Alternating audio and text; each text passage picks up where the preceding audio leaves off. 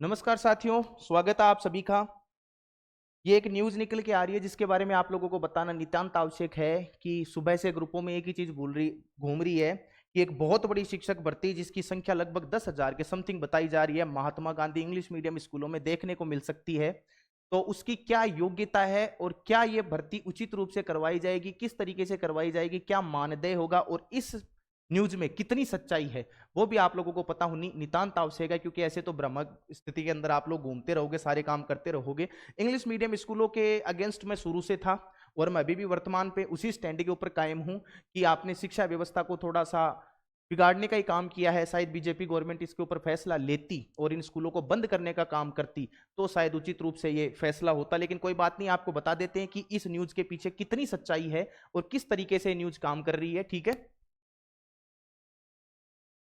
देखो बात करते हैं इंग्लिश मीडियम स्कूलों की। जो शुरू में जो अपने कांग्रेस सरकार थी उन्होंने इसको प्रतिस्थापन किया था, सारे काम किए थे।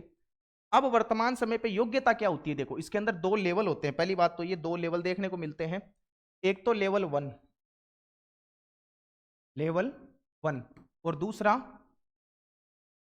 Level two.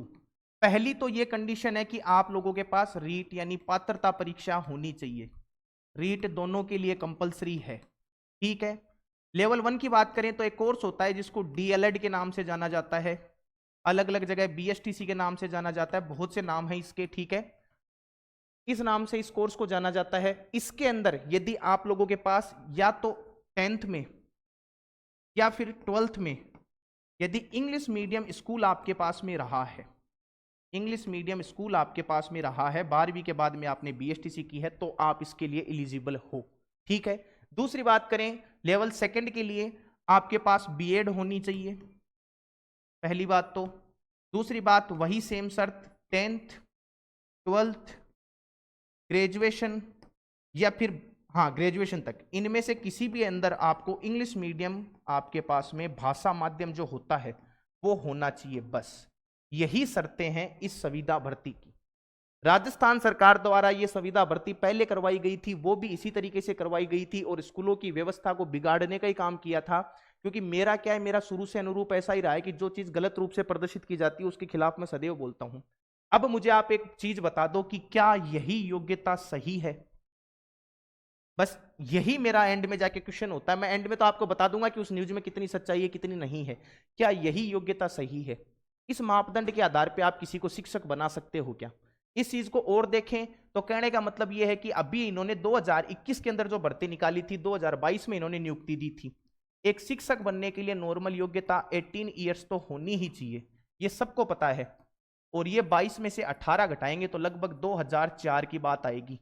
यानी 2004 में जिस बच्चे ने जन्म लिया हो और 18 साल की उम्र तक जिसने बीएसटीसी कंप्लीट कर दी हो, वो बच्चा इसके लिए एलिजिबल होगा। आपको लगता है 2004 में इंग्लिश मीडियम स्कूल हमें देखने को मिलते थे?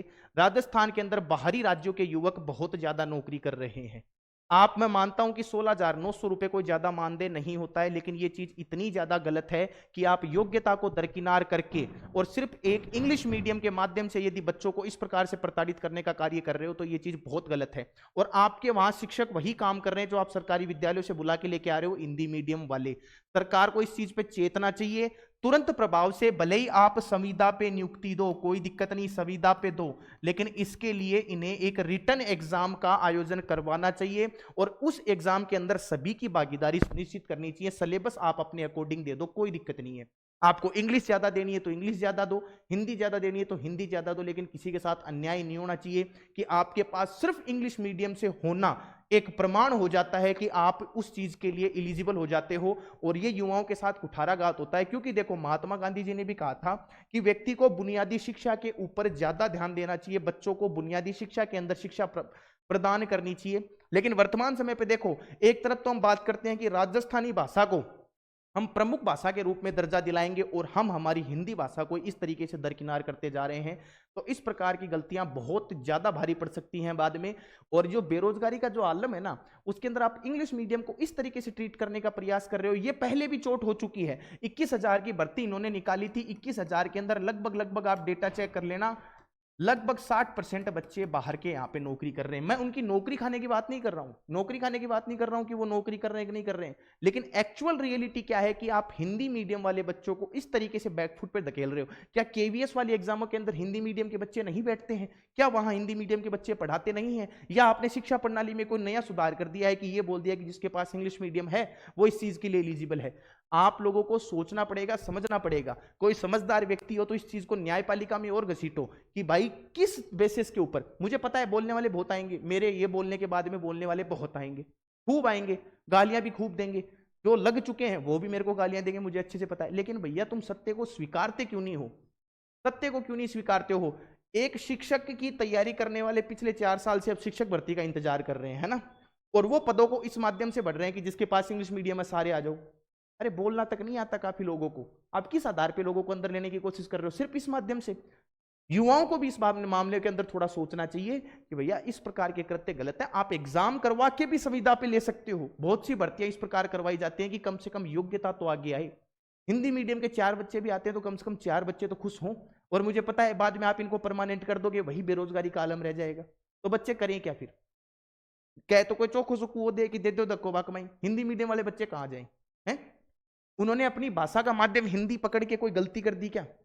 ये समझना पड़ेगा राजस्थान के युवाओं को भी कि क्या गलत है क्या सही है। नहीं, बोलने वाले तो बहुत आते हैं। कल परसों वो एक मैडम है, उनको ऐसा ही मामले के अंदर गिरफ्तार कर लिया गया, तो मैंने उत्कर्ष का कोई इंटरव्यू था वो यूट्यूब चैनल पे डाल दिया, तो कोई कमेंट करके, बिश्नोई जी कमेंट करके चले गए, तेरी क्यों जल रही है? अरे भैया मेरी क्या जल रही है? मैं तो सच को सच और झूठ को झूठ दिखा रहा हूँ कि हाँ भैया ये वास्तविकता है, हैं? उसमें आप लोग क्यों मेरे से नफरत करके क्या मिल जाएगा आप लोगों को? मेरे से नफरत क्यों करते हो? सच बोलता हूं इसलिए नफरत करने लग जाओगे? ये कोई तरीका नहीं होता है। आप लोगों को समझना पड़ेगा, तथ्यों को देखना पड़ेगा, उसके बाद में ये सारी चीजें देखनी पड़ेंगी। हिंदी मीडियम, इंग्लिश मीडियम जो स्कूल है वहां पे हिंदी मीडियम के शिक्षक ही कार्यरत है वर्तमान समय पे, उन्हीं के माध्यम से उन पोस्टों को भरा जा रहा है। तो मैं तो यही कहना चाहूंगा कि जो संविदा कर्मी 1 साल के लिए नियुक्त किए गए थे उनकी भी रिटर्न एग्जाम ली जाए, उनकी भी रिटर्न एग्जाम ली जाए। साथ में उन्होंने अपना 1 साल बहुमूल्य समय वहां पे दिया है, तो उनको किसी आरक्षण के माध्यम से विशेष छूट प्रदान करके उस एग्जाम के अंदर बैठाया जाए। मेरे कहने से कुछ नहीं होता है, लेकिन एक आग कहीं ना कहीं से तो जलनी चाहिए, इतना जरूरी होता है कि कोई तो बोले इस मामले के बारे में। बहुत से नेता, लालची नेता इस कदर भरे पड़े हैं कि उनको ना हटाया जाए, ना हटाया जाए। अरे भैया 21,000 वो ले लिए और 10,000 अब लेने की बात कर रहे हो। 31,000 वैकेंसियां तो आप खा गए सीधे सीधे तौर पे, फिर वैकेंसी निकालोगे कहां से? यही तो विद्यालय सारे हिंदी मीडियम वालों को आपने इंग्लिश मीडियम में बदल दिया। ये बताओ वैकेंसी निकालोगे कहां से बाद में? तो ये तथ्य देखने पड़ेंगे, यदि वैकेंसी नहीं बचेंगी तो निकालोगे कहां से? तो इन सब चीजों को समझो युवाओं, मुझे गालियां मत देना, पहले पूरी बात सुनना। और दूसरी बात, अब मैं एंड में बताऊंगा कि उस चीज में कितनी सच्चाई है। वो न्यूज बिल्कुल गलत है, मीडिया वालों ने बस फैलाई है। वो मैंने इसलिए पहले एंड में बताई है क्योंकि आप लोग पूरी बात सुनते नहीं, समझते नहीं, बस अपनी गा के चले जाते, कमेंट बॉक्स में 2 गालियां दे देते क्योंकि सोशल मीडिया पे एक प्लेटफॉर्म मिला हुआ है बोलने के लिए, तो बोल दोगे, बस इतनी सी बात है। सच्चाई ये है कि कोई भी 10,000 की वैकेंसी की घोषणा अभी तक नहीं है, सिर्फ भ्रामक न्यूज है। 10,000 जो वो बताए जा रहे हैं वो कोई मानदेय बकाया है पिछले शिक्षकों का जो 16,900 रुपए में वहां पे काम कर रहे हैं, उनके भुगतान के आदेश दिए गए हैं। मीडिया बंधुओं को भी ध्यान से सोचना चाहिए कि हर कुछ न्यूज में ना दें, हर कुछ न्यूज में ना दें, बच्चे कुंठित हो जाते हैं। थोड़ा समझना सीखें इन सब चीजों को। बाकी युवा खुद समझदार हैं, मेरे से काफी ज्यादा ज्ञानी हैं। मुझे इस चीज के बारे में बोलना जरूरी था कि किसी भी शिक्षक का माध्यम सिर्फ उसका भाषा हो जाना कभी भी तथ्य नहीं हो सकता। इन सब चीजों को समझना पड़ेगा। बाकी आप लोगों की मर्जी, अपनी तरफ से तो जयराम जी की कुछ भी करो, हमें क्या मतलब है। ठीक है, तो मिलते हैं आपसे अगली वीडियो में, तब तक के लिए धन्यवाद। जय हिंद।